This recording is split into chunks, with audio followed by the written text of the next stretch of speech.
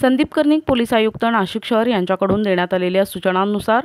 प्रशांत बचाव पोलीस उपायुक्त गुन्हे शाखा डॉक्टर सीताराम कोल्हे सहाय्यक पोलीस आयुक्त गुन्हे शाखा यांनी नाशिक शहरामध्ये चोरून गांजा एमडी विक्री करणाऱ्या इसमांबाबत माहिती काढून त्यांच्यावर कारवाई करण्याबाबत सक्त सूचना दिल्या आहेत। त्या अनुषंगाने दिनांक 8 एप्रिलला गुन्हे शाखा युनिट 1 नाशिक शहरकडील नेमणुकीचे पोलीस हवालदार विशाल काठे यांना गोपनीय माहिती मिळाली की अंबड लिंक रोड येथील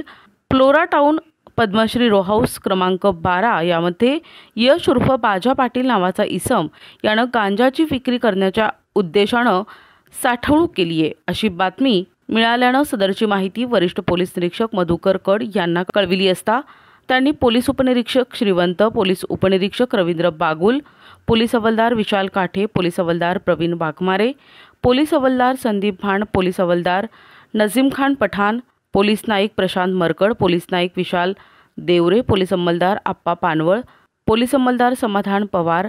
अशांचं पथक तयार करून मिळालेल्या बातमीप्रमाणे सदर ठिकाणी जाऊन सदर इसमाच्या घराची झडती घेतली असता त्याच्या घरझडतीत त्यानं गांजा हा अंमली पदार्थ विक्री करता साठवणूक करून ठेवला असल्यानं यश उर्फ बाजा राजेंद्र पाटील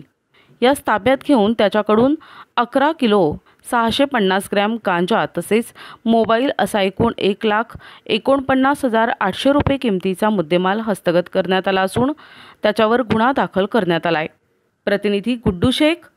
दिशा न्यूज नाशिक।